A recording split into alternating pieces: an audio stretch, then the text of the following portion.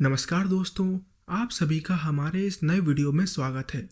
दोस्तों, आज मैं आपके लिए रीजनिंग की एक ऐसी शानदार ट्रिक लेकर आया हूं जिसकी मदद से आप किसी भी तरीके के डाइस के क्वेश्चन को केवल देखकर ही सॉल्व कर पाएंगे। सबसे पहले मैं आपको बताता हूं कि हमसे किस तरीके के डाइस के क्वेश्चन पूछे जाते हैं। अक्सर आप लोगों को दो डाइस दिए जाते हैं जिनके ऊपर कुछ नंबर लिखे होते हैं इस तरीके से, और आपसे पूछ लिया जाता है कि बताइए 6 के अपोजिट में कौन सा नंबर आएगा, या फिर आपसे पूछ लेगा कि 2 के अपोजिट में कौन सा नंबर आएगा। तो आप ध्यान से समझिए इस तरीके के क्वेश्चन को सेकंड्स में कैसे सॉल्व किया जाता है। सबसे पहले आपको इन दोनों डाइस में कॉमन नंबर का पता लगाना है। कॉमन नंबर यानी वो नंबर जो दोनों डाइस में आता हो। जैसे यहाँ पर आप देख पा रहे होंगे दोनों ही डाइस में 1 नंबर कॉमन है। यहाँ पर 1 है और यहाँ पर भी 1 लिखा हुआ है। तो सबसे पहले आप पहले वाले डाइस को देख लिए। यहाँ पर लिखा हुआ है 1 से हम क्लॉकवाइज डायरेक्शन में मूव करेंगे और जो जो नंबर इसके रास्ते में आएंगे हम उसको लिख लेंगे। जैसे सबसे पहले हमने लिखा 1 और 1 के क्लॉकवाइज डायरेक्शन में जब हम चलेंगे तो हमें मिलेगा 3, तो हम लिखेंगे 3। इसके बाद और हम क्लॉकवाइज डायरेक्शन में चलेंगे तो हमें मिलेगा 6, तो हमने लिख लिया 1, 3 और 6। इसी तरीके से अब हम दूसरे डाइस में चलते हैं। यहाँ पर लिखा हुआ है नंबर 1 और इसके हम क्लॉकवाइज डायरेक्शन में चलेंगे। तो सबसे पहले हमें मिला 1, फिर हम चले क्लॉकवाइज डायरेक्शन में तो हमें मिला 5, और उसके आगे हम चले तो हमें मिला 2, तो हम लिख देंगे 1, 5 और 2।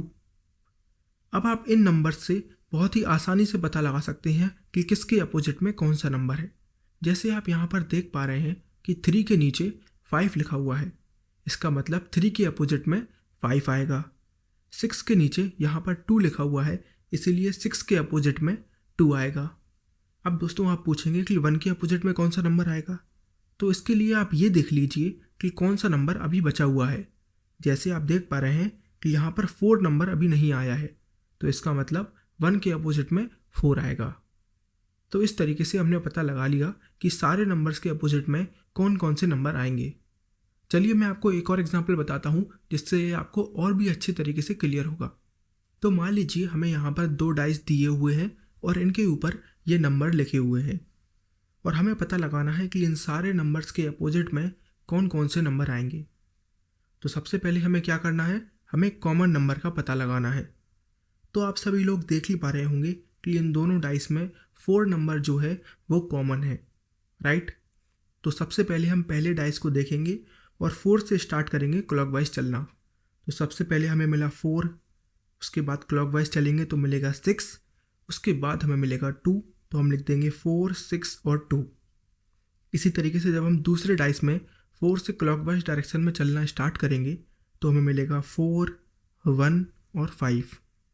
तो आप सभी लोग यहाँ से समझ ही पा रहे होंगे कि 6 के नीचे यहाँ पर 1 लिखा है, यानी 6 के अपोजिट में 1 आएगा और 2 के अपोजिट में 5 आएगा।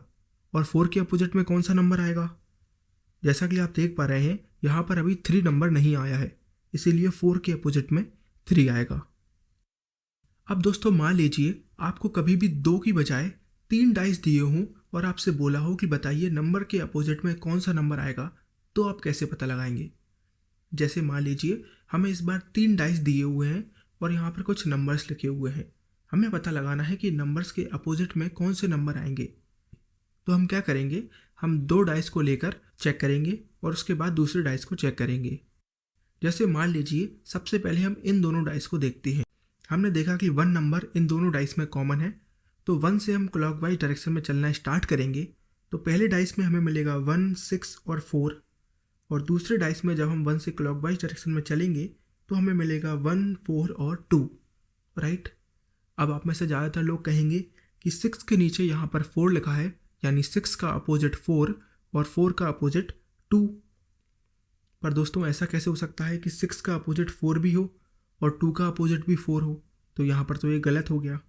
दोस्तों अगर आप ध्यान से देखेंगे कि इन दोनों डाइस में एक नंबर कॉमन नहीं है बल्कि 2 नंबर कॉमन है, यहाँ पर 1 और यहाँ पर 4। तो आपको कभी भी ऐसे 2 डाइस नहीं लेने हैं जिनमें 2 नंबर कॉमन है। आपको हमेशा वो डाइस लेनी है जिनमें केवल एक ही नंबर कॉमन है। जैसे आप देखेंगे पहले और तीसरे डाइस में केवल एक ही नंबर कॉमन है, वो है 6, राइट। तो हम इन दोनों डाइस को लेते हैं। पहले डाइस में जब हम 6 से क्लॉकवाइज डायरेक्शन में चलना स्टार्ट करेंगे तो हमें मिलेगा 6, 4 और 1। और दूसरे डाइस में जब हम 6 से क्लॉकवाइज डायरेक्शन में चलना स्टार्ट करेंगे तो हमें मिलेगा 6, 3 और 5।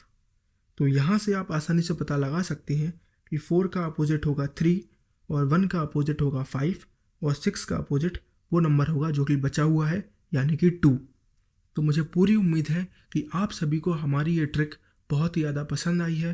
Thank you for watching.